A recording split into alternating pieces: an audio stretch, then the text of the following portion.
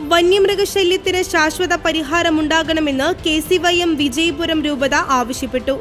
വന്യമൃഗശല്യത്തിനെതിരായ KCYMന്റെ നേതൃത്വത്തിൽ കുട്ടിക്കാനം ടൗണിൽ നടത്തിയ പന്തം കൊളുത്തി സമരം പീരുമേട് ഫൊറോന വികാരി റവറന്റ് ഫാദർ ജോസ് കുരുവിള കാടൻ തുരുത്തേൽ ഉദ്ഘാടനം ചെയ്തു.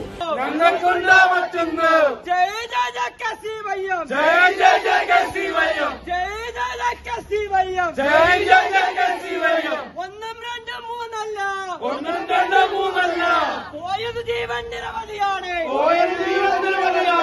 ഒന്നും രണ്ടും മൂന്നല്ല.